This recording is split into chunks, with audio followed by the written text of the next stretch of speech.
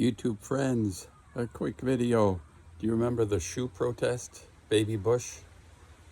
Baby Bush standing on the podium giving the population of Iraq bullshit stories. We're killing everybody, but be happy because we're bringing you democracy. So journalist threw his shoes at him. I don't know what happened to him. I don't think it went well for that journalist. He missed Bush. Baby Bush is like there. He's like skirting shoes. That's the least somebody could do. And I protest. It's apparently a form of protest in Iraq. You throw your shoe at somebody, you're protesting. You're saying, I don't like you. Makes sense, I suppose. I don't know. Shoes walk on the earth and walk in shit, so you throw a shoe. Some shit may stick to the bastard you don't like. A brief video. And again, I'm making this video in response somewhat to Howdy Mickoski.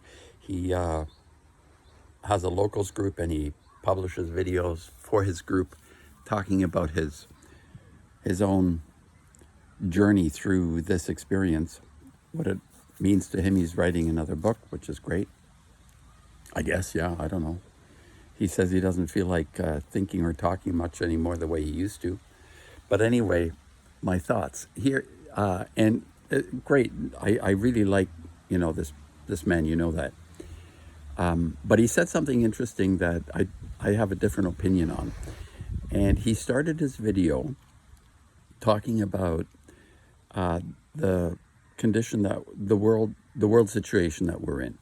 And it's becoming more and more obvious to people that are willing to have a look that things are topsy-turvy. Might even call it, as he said, a World War III has been going on since September 11, 2001. World War III is going on between factions attempting to wrestle control of the entire population. Frankly, I think World War III has been going on ever since World War II, when you have more wars in the last 80 years since all the wars put together beforehand, or virtually. It's like conflicts that are not called wars that way, but the entire world is in conflict for the last 80 years. So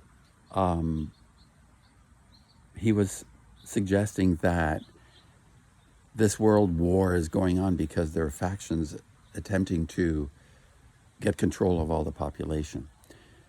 I differ with this idea. There aren't factions. There's only one entity, whichever form that entity takes. There may be factions in a more macro sense, that you have people hating each other, and the Muslims hate the Jews, and the Jews hate the Christians, or vice versa, and all this kind of stuff. Yeah, obviously it's going on. I mean, you have all these intensified emotions that appear to be a conflict that has a purpose, but there is no purpose behind this conflict, and there are no factions. There is just, let's even call them elite, some kind of powerful, capable of extraordinary technologies, individuals, possibly, yes, of course, like breathing souls in some way, yes, but they're not factional. They're not like trying to kill each other. They're trying for us to kill each other because that creates a control mechanism. Here's where the war is. I think the war, they have control. Whatever is controlling and manipulating our reality on all levels, whether it's the physical world, the emotional, the psychic, the spiritual world, all those entities are one. They're not separate factions. I don't believe that. I think they're already coordinated into one, because the success rate they've had in destabilizing our psyches and the way we act is clearly not a war amongst them. It's like more of a success story of how well they have achieved their control and manipulation. So what is the war? What is Howdy referring to in the sense of a war understood underneath this war?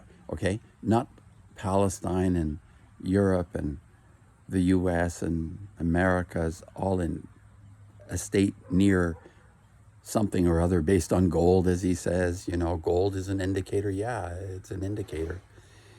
But what is the real war going on? What I imagine, think, believe to be happening is that there is a contingent of souls with powerful sparks in them, as he has referred to the spark, the thing that ties us to the omnipotence, the everythingness that is, as he calls it, our home. I like that. I like that image of our home. That which we want to return to, which motivated him to talk about exit, empty the cave idea, that we are trapped in a circumstance that is very manipulated, and likely we are seduced, even on the level of spirit, by this control mechanism, these control freak entities, fucks. The powers that appear to be manipulating everything that we need to get away from, as in his exit, empty the cave. Do yourself, do your research, do your inner research. I'm not talking about research out there. He talks about AI and all that stuff is right, you know, the way things are going to mechanical perfection, which is anti-human, anti-humanism. We've all known about this too. That thread of anti-humanism creeping in more and more and more and more over the last 20 years. People tethered to their devices. But here's my point, yeah. That the control freak fucks, fucktards, entities, as powerful as they may be on a level of manipulation to the very minute cellular level, to the macro level of making people do things they really don't really want to do, but they do it anyway. It is for those souls, those powerful, motivated souls that are familiar or aware in some form or other of their spark that ties them to that higher, not just the higher self, beyond the higher self, that sense and realization, whatever we are existing in this mystery, is rooted in something much higher than what we are confused and confounded by. So even more difficult to comprehend. And it is for the control of those few souls, because they can really throw a monkey wrench into the circumstance. That's what I suspect. So when you have this heightened anxiety to ratchet up within this framework of our existence now, the reality we perceive, a reality is not what it appears to be. Within this reality, there is, among the freaks, the entities that have separated themselves from the one, from the oneness of this home feeling, believing themselves to be in a much better position within this version of existence. Obviously, this is going on because there is high motivation and effort to keep this thing going the way it is, and having all the souls on earth, all creatures, all life form, generating the energy toward a continuity of this particular existence. So you have suffering as a groundwork, a default mechanism towards sustaining this particular experience the way we do, whether it's through intentional hurtful acts, vicious meanness, or whether it's experiencing imbalances within ourselves, illnesses. All those play into the continuation of this experience. That's what I think. The control freaks, the fucktards running the show, from a human level, most of those are front people.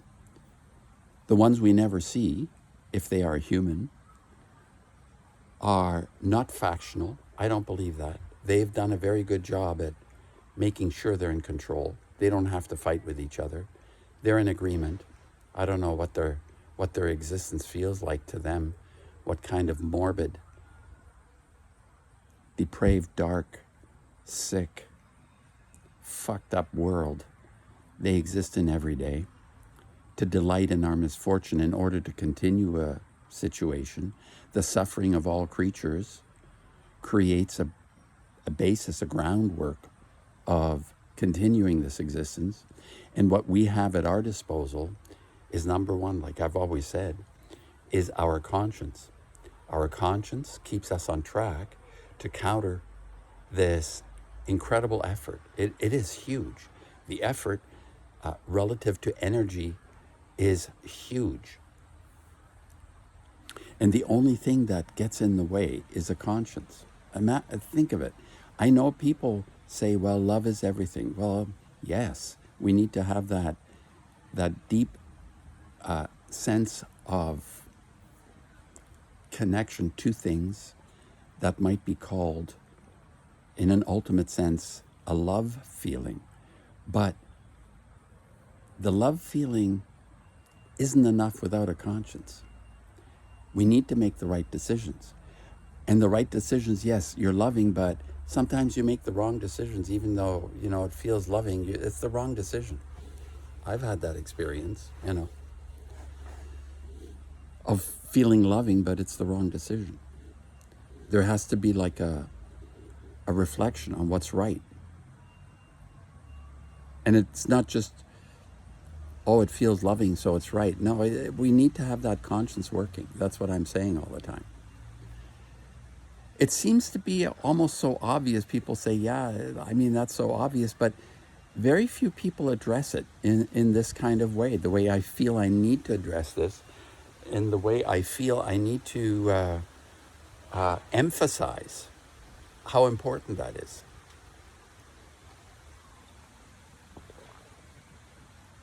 Anyway, I really always appreciate just Mickoski's manner, and never mind words he says, which are fine, but I just like this sort of subdued, diminutive, humble, as he says, in my kitchen presentation feeling person. And I'm talking to a screen. It feels weird, but it's important that I connect with the people that understand overstand what I'm aware of as well. So there's that community feeling. Anyway, that was my point. I think he's off the mark in terms of meaningful factions trying to have control. I don't think so. I think there isn't a faction. There is a very solid, cohesive type entities that are in complete agreement how to divert, control, manipulate the situation, and the surface, the world that is now how it appears, looks like there are factions trying to create whatever it is to separate us. Well, we're already separate. They've done a great job at that. So anyway, that's my notion of and response to, and something I wanted to put out there before, and haven't really had the inclination. No, not the inclination.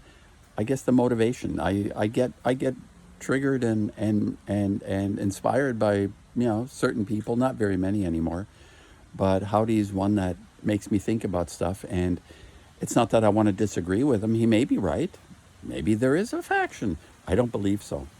I think it's pretty cohesive. I think they've been doing a great job over the last 20, let's say, no, forget the 20 years. Yeah, of course, 25 years.